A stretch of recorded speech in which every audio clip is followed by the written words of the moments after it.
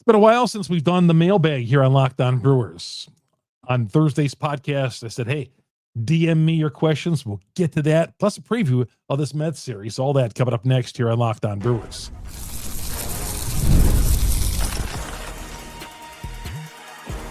You are Locked On Brewers, your daily Milwaukee Brewers podcast. Part of the Locked On Podcast Network, your team every day. Hey, everybody. Great to join you on a Friday morning. Usually we drop this Thursday night, overnight, but Brewers had no game yesterday. Let's drop it on a Friday afternoon. More time for your questions to come in. Lots of great questions for this here on Locked On Brewers. Chuck Freimund, longtime sportscaster here in the state of Wisconsin, proud host of Locked On Brewers. Great to get you along. And, you know, at the risk of sounding repetitive, man, you guys make this podcast the number one Brewers podcast on the internet. And just running into you guys wherever I am, at the ballpark, or just a simple email or whatever you guys send me, man, I just love hearing from you guys. And what I do like hearing your stories on how you become a Brewer fan. Those are really good. A lot of your questions today, when you wrote me, you said, hey, I became a Brewer fan since this day, and I went to my first game then. Man, those are great stories. Those are good stories. All right. We'll start it off with Sean. Sean says, I love the podcast, but a Brewer fan all my life. My dad and I sat in the front row of the playoff game in 2011 against Arizona. That was the divisional series. I covered that one. Sean, I was there for that. Sean goes on and says he was pretty much disappointed with the trading deadline. Fans expect this. This year alone, we've seen the Brewers put up crooked numbers in innings with base hits, bunts, and just playing small ball. We got to hope that the small ball plays out in our favor in the postseason. A lot of pressure on these guys. In other words, he's asking me a question. Will these young guys hold up under pressure in the postseason? I don't think anything phases these guys. I really don't. I don't think anything phases these guys. These guys are gamers. They don't get nervous. They're not chokers, not at all. And some of these guys do have postseason experience in the last couple of years. Your Freliks and your Trangs and guys like that. And you know what? Andrew Vaughn played in the playoffs when the White Sox, hard to believe the White Sox were in the playoffs a few years ago. Andrew Vaughn actually had a few at-bats in that playoff series. So as bad as the White Sox are right now. But so they have a couple of guys. But no, these guys are just winners. And I said this last year as well. Just winners. If they fail, it's not because the moment became too big for these guys. And of course, Christian Yelich has had a postseason experience as well. So I think they're going to be just fine in that area. Trev Gianni said, glad I found you on YouTube this summer. From the moment Sal Frelick took the field, I have loved his his play. I am attracted to his grit and willingness to win is addictive. I think that his play and personality have blossomed under Pat. Yeah, you are right. But his hard-nosed play, again, he's the unspoken captain leader of this team, as you say, and I agree with you. They have a few guys like that who, and Sal Frelick, sometimes to a fault, gives up his body. We saw last year crashing into the wall late in the season last year, and injuring his knee, I believe it was. And he's going through a knee injury right now, playing through it. These guys never want to sit out a game. None of these guys do. And from William Contreras to Frelick or Terang, these guys want to be in there every game. Durbin wants to be in there every game. These guys, they don't want days off. They don't want rest. These guys look forward to going to the ballpark every day and competing. There are teams out there right now, especially the teams that have no shot. I'm telling you, some of these guys are dreading going to the ballpark. And it's been like that in years gone by when the Brewers didn't have contending teams. You could tell the guys who don't want to be there, but I'm telling you, with this Brewer organization and the teams the last few years, these guys in particular, these guys want to play hard.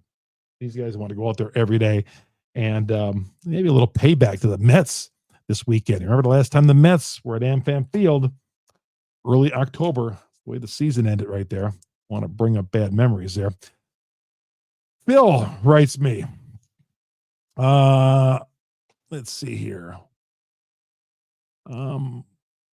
I was thinking about all the deadline moves. I'm rethinking it right now, and I feel that not messing with team chemistry was the smart move because other teams that made more substantial changes to the roster still got to figure out the new pieces. The Yankees, I mean, they were in the news on a week ago Thursday, and they won one game since the trading deadline, and that doesn't mean that they're going to continue to struggle and all that. But just because you make moves at the trading deadline,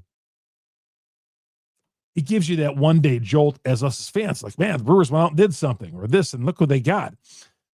But sometimes these organizations make moves, and then a couple of weeks later, here's what happens. If this guy's not working out, they're like, oh boy, internally they'll say this. They'll say, boy, did we make a mistake on this guy? And we traded away 3 prospects for him, and somebody pays for it in the organization. Why did we do this? Why do we make this move? We traded these guys, and especially if a guy within the organization goes to another team, and a few years later, is a prospect that you trade, and he blossoms into a terrific player. Man, you hear it all the time on the broadcast. Well, this guy started off in the White Sox organization, but they traded him for some playoff help. And now look at him. He's a 3-time All-Star. You don't want that to happen. So if you trade somebody, you got to hope that player works out. You really do. Because if you don't, wow. You hear now Suarez did not work out in Seattle. They traded 3 prospects for him. Somebody will get heck for that. There's no doubt about that. So Brewers, they have none of that to worry about because they haven't really made any moves. Liam says, I feel Quintana has been on blast from Brewer Twitter this year, despite his tremendous numbers. Where do you see his role with the team this year? Quintana's won 9 games. He had quality start his last outing, 6 innings, 3 runs. I don't see him starting a game in the postseason. I could see him coming out of the bullpen, though, in long relief without question. I think you're going to see Woodruff start a playoff game. If I were to say who's going to pitch in the playoff games, like game 1 will be Freddie. He'll be just like he's been. He'll be the game 1 starter. And I would say go with Woodruff in game 2. I mean, right? Woodruff is pitching tonight. He's going 6 innings in all his starts practically. He's just been great. So he'd be my game 2 starter. And the Miz maybe in game 3, right? That's the way I might go. Priester. I mean, you feel comfortable with any of these guys. But I think my top 2 guys in this rotation in the postseason have got to be, it's Freddie, of course, and Woodruff, number 2. Freddie and Woodruff, number 2. Woodruff even ahead of the Miz. I know we all love the Miz, but Woodruff, I think, has got to be that number 2 guy pitching in the postseason.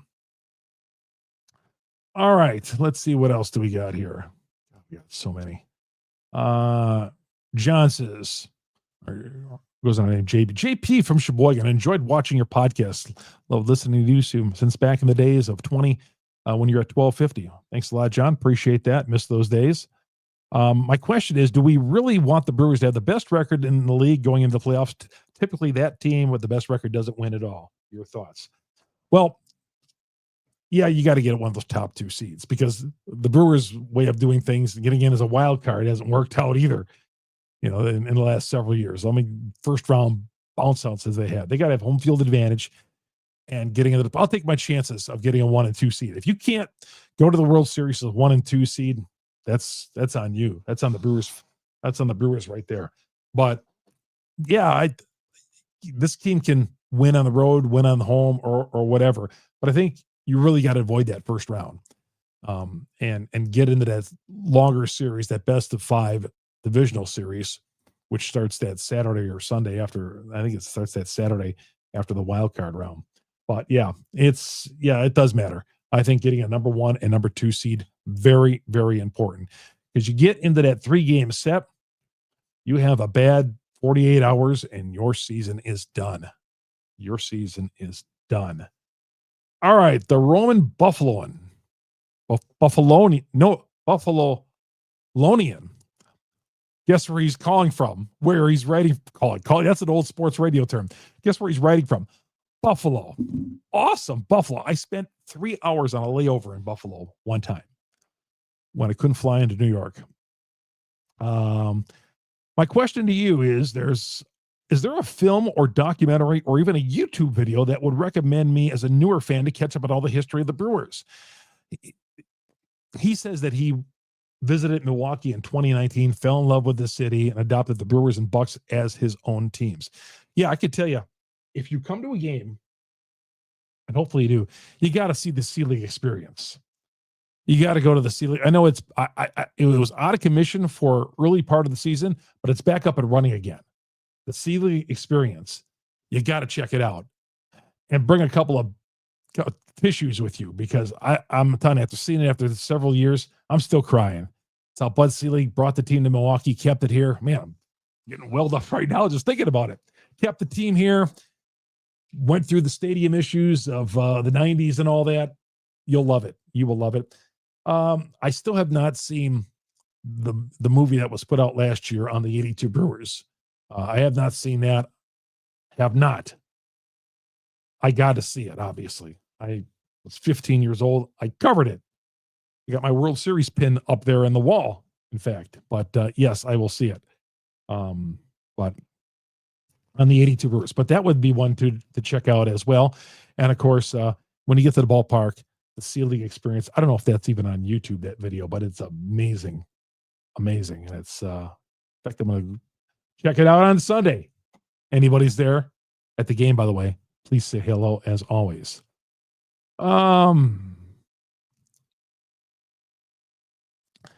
Let's see.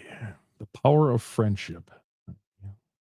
BBD says, Chuck, what a time to be alive. Andrew Vaughn has been unbelievable. No other way to put it. Yeah, he has. A couple of you guys, said, wow, this thing could turn at any time with Andrew Vaughn. Why are you calling him Mickey Mantle? I'm not saying he's Mickey Mantle. I mean, that's just the phrase. He's turned into Mickey Mantle, but 7 home runs in 22 games and batting .377. Man, that's pretty special right there. Yeah, can he keep it going? Oh, he's going to level off, I'm sure, but not anytime soon, hopefully. He's been great. Yes, Andrew Vaughn has turned into Mickey Mantle for now, and I'm sticking with that. I'm riding with that. All right, we're going to take a quick break and come right back. Chuck Freimund here on Locked On Brewers.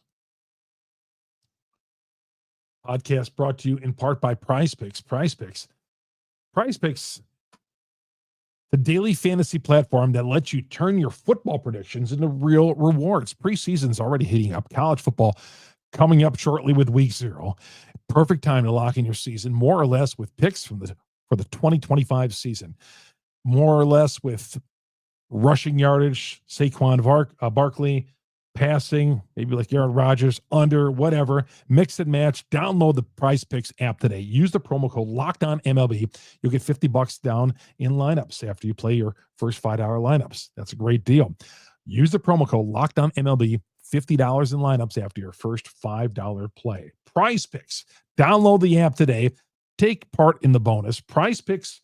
Run your game. Chuck Freimund here on Locked On Brewers, part of the Locked On Podcast Network. By the way, you got our podcast. If you're watching us on YouTube, get us on Google, Spotify, Apple, wherever you download your podcast. We're the #1 Brewers podcast on the internet because you, great Brewers fans out there. And of course, if you're already listening to us on any of those audio platforms out there, our growing YouTube page, you come into our YouTube studio, Locked On Brewers studio, with all the pictures and all that up there, and the programs and some of the history of the Milwaukee Brewers up there, past and recent past. Go to YouTube, search Locked On Brewers, hit the subscribe button, hit the bell. That alerts you every time we drop an episode here on Locked On Brewers. All right, a couple more of these. We're also going to do a preview of the Brewers Mets tonight with Woodruff and Senga on the hill.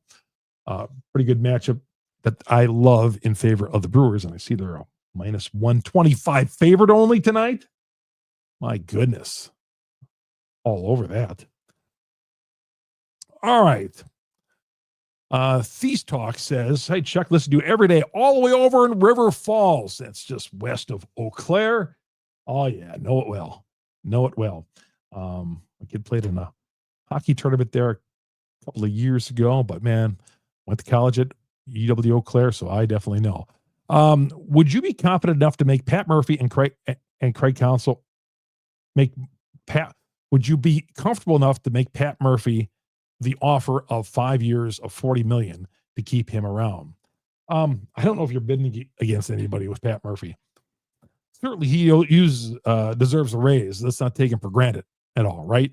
I mean, he's not making anything close to what Counsell's making down in Chicago. But the only way the Brewers give him 5 years, $40 million, or consider something like that, is if he's wanted by another team. Now, Murphy's in his mid-60s. He seems to have a lot of fire, a lot of passion. We all know that. We thought Pat Murphy was short-term as manager of the Brewers. I don't even know how long he wants to manage. I don't know how long he wants to do this, but he looks like he's having fun.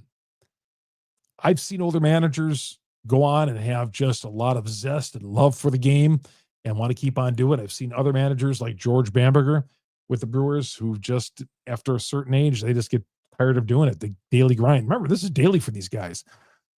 Monday through Sunday, every day. Sure, they have the occasional day off, but there's traveling out. It's a daily 6-month grind for Major League Baseball. And, these guys are working every day. They're going into their office. They have an office there in the stadium, and they're putting together a lineup, watching tape, doing things, talking to guys. It really is a long day for these managers. And you wonder, he's at a retirement age, how long he wants to do it. But again, on your question, 5 years, $40 million, don't know. Don't think they'd have to. I don't think they'd have to pay that. I think the Cubs found out firsthand it was a dumb move. I had to take a drink there. But he's worth it. If Craig Counsell is making 5 years, $40 million, Murphy deserves $5 million, 5 years, $80 million. He's twice the manager as Counsell is. And we all know that. T says, good morning from Phoenix via Partyville, Wisconsin. Oh, I know where Partyville is. Home of former Chicago Bear Mark Bortz. The Brewers don't have big home run numbers, which has been brought up a few times by the baseball analysts. Do you think this is the biggest concern as they head to the postseason? Appreciate and love the show. Well, T, I think this. The Brewers, you like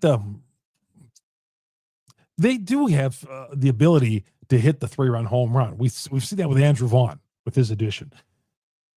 Perkins has been a little bit on a home run tear in the last week since getting healthy. They have a couple guys who can hit home runs, but they don't have that one big bopper. Yelich has got 20. Suarez over at third base would have been nice.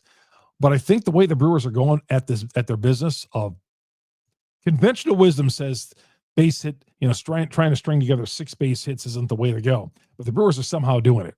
Okay. They go through games without even an extra base hit. The other night they had 1 double and the rest singles. Right? I mean, it sounds weird that it's not going to work, but it's working for these guys. It's working. They're 70 and 44. And yeah, they've hit the home run on occasion. And they have just the right formula. Maybe you don't need the big home run numbers, but in the postseason, time will tell. But I can't argue with 26 games over the 500 mark. Again, they have a couple of guys who could muscle up in the heart of that order. Contreras was on a little bit of a nice power run there for a little bit. You'd expect, you'd hope that you get 25 home runs out of him this year. I don't think that's happening. But Yelich, and again, Andrew Vaughn, again, I can't just stress how great that trade has turned out to be, that Andrew Vaughn trade. Even Isaac Collins, who hit the 3-run home run on Monday, he can muscle up. All right, question for the pod tomorrow. What does success look like for the Brewers this year? NLCS appearance or bust? World Series appearance or bust? World Series win or bust? Interesting to hear your thoughts. Well, so far, they've given us a summer of entertainment, not in the Mark Atanasio's terms of going out and having yourself a good time at the ballpark and all that, but in terms of, watching the game every night on TV and them providing us with solid baseball. As far as championship experience, this team doesn't have to go out and win the World Series, but you got to win a playoff series this year, I think. You have to win a playoff series. You can't go out there and win 96 games again and bust out in the first round of the playoffs. You have to win a playoff series. You haven't won since 2018. I think you're 2-10 or 2-12 in your last 6 playoff series. That's pathetic. Yes. If I want to be negative for a second, that's not good. You got to win a playoff series this year. Yeah, you are. You got to win a playoff series. Season's been fun. It's been enjoyable. I love it. You got to win a playoff series. Kevin says, do you think that Murphy might win manager of the year? At the way he's going, 70-44, hands down, manager of the year. And do you think Matt Arnold will be executive of the year again? Yes, I do. What he's done with the team. Look what he's done. Again, those postseason awards, I don't care. I just want to win postseasons. Games. I'm not going to mention this guy. I don't want to mention his name. But man, he wrote me today and told me about he's got a dilemma. He's facing major back surgery on August 18th, which is the start of the Brewers and Cubs series. He says the doctors tell him he's going to be out of it for several days. I'm considering rescheduling the surgery for after the World Series. What would you do? He asks me. I don't want to play a part in your decision, but I don't. Doctors and surgeons, I don't mind going to the dentist, but we don't like going. We don't like going to them. And having back surgery and you're talking about you're going to be laid up, especially for the Cubs series, man. If it was me, I would delay till after the World Series because I'd want to be able to enjoy the rest of the summer and maybe go to some games or whatever. But yeah, on the advice of that, I know what I'd do. If it was me personally, I'm not telling you what to do, but yeah, good luck in whatever you do. And let me know how you turn out and what your decision is. Best of luck to you, man. Appreciate you taking time out. And I'm sorry you're going through a bad back here. M says, enjoying your podcast every night out here in Hawaii. This Brewer team will be the future of baseball. The implications of this run could be endless with the future of the salary cap and how teams build going forward being just a couple of examples. I'm worried, there's talk of them a salary cap when this current bargaining deal expires. The Players Association, I feel, will use Milwaukee as an example. See, look at them. They've been winning every year. They're getting to the playoffs and there's no salary cap and they're finding a way to get it done. I feel like that's what the Players Association would do. I hope not. We need a salary cap in baseball. Even though the Brewers are doing things right now, need a salary cap in baseball. All right, we come back. We're going to preview the games this weekend, in particular Friday night's game. Big 6-game homestand coming up. Mets and Pirates. We'll get to that next here on Locked On Brewers. And if you're going to the games this weekend, you got to check out Gametime. Gametime is the best way to get your tickets. And I'm telling you firsthand, download the Gametime app and you push buttons on there where you push on the phone where you want to sit, and it'll show exactly where you're sitting. It's a beautiful thing. Just got to push the buttons and find out where you want to sit, and it'll tell you the price, and all the pricing will be up front. So you're not going to get any BS, like there's some where you just keep going through and all of a sudden you get all these extra charges. Not with Gametime. You're not going to get any of that. Gametime, it's the real deal. If you're going to the games this weekend against the Mets, maybe next week against the Pirates, use the Gametime apps. And once you get under an hour before game time, the ticket prices start to drop dramatically. They do. But go to the Gametime app, create an account, use the promo code LOCKEDONMLB, $20 off your first purchase. Create the account, redeem the code LOCKEDONMLB, $20 off. Download the Gametime app today. Last minute tickets, lowest price guaranteed with Gametime. All right, the Brewers start the series with the Mets tonight. The Mets are a mess. A couple of weeks ago, they were on a heater. They had won 7 in a row. They had done really well and were playing great baseball out in the West Coast, and somehow they lost it again. And the Mets have a lot of stars, and of course they have Pete Alonso. got 25 home runs in the year. One more home run for Alonso, by the way. That'll tie him for the Mets franchise record with Darryl Strawberry, who some of us grew up watching on TV. Or, well, the Brewers never played the Mets back then because the Brewers were in the American League. But Darryl Strawberry is the franchise record holder for the Mets, 251. Pete Alonso's one behind that. Hopefully he doesn't get it this weekend. But Senga is on the mound for the Mets, and he has struggled. He is in his, here, I got this that I pulled up here with Senga. Senga has problem giving up walks and the home run ball as of late. Last 3 starts, his ERA 8.25, covering 12 innings. So 3 starts, 12 innings. He has issued 11 walks. He's still striking out guys at a good rate, but he's walking guys. He's yielded 4 home runs in his last 3 starts. That bodes well for the Brewers. And Woodruff on the mound, coming off last Saturday's start, 6 innings, 2 hits. He has gone at least 6 innings in 4 of his last 5 starts. And an ERA since coming off the injured list of 2.22. The velocity starting to keep tick up. Got up to 96 in his last start in Washington last Saturday. Teams are batting just 141 against our guy, Brandon Woodruff. Hopefully the Brewers can keep this going against the Mets, who are just looking terrible. Again, the Mets have a lot of talent. They went and spent the money. David Stearns, they bumped us out of the postseason last year. But Brewers are a hungry team. They have big plans for themselves, and that's the kind of team that we want on our side. And then the Pirates are in town next week, Monday through Wednesday. We'll get to that on Sunday night on the podcast. And the Pirates, even though they're last place, I don't have to tell you this, they're always a tough out with some of the guys like, Brian Reynolds always seems to hit 800 against the Brewers. But we'll worry about that beginning on Sunday night. Throughout the weekend, I'll be dropping, not only you can follow me on Twitter, Chuck Freimund, Freimund, but I'll be dropping short videos after games on Twitter, wrapping up the game, little 60-second videos. We got to hold things in place until we talk again on Sunday night. Again, thanks for all your messages on Twitter, all the DMs. There were so many. I didn't get to all of them. I literally had dozens and dozens, but I got a few of them, and I appreciate you doing that. And thanks for listening to us and watching Locked On Brewers every day. Have yourself a great weekend. You see me at the ballpark this weekend, please stop and say hello by all means. Say hello. Always love to greet you. Take a selfie as well if you want. I'll be there with the lovely Miss Shannon. We'll be sitting in our seats and enjoying the game on Sunday. Got seats for Sunday's games. And I always go out there on Sunday, sit in the stands when I'm not covering the game in the press box. All right, everybody. That's going to do it. Chuck Freimund, Locked On Brewers, part of Locked On Podcast Network. We are your team every day.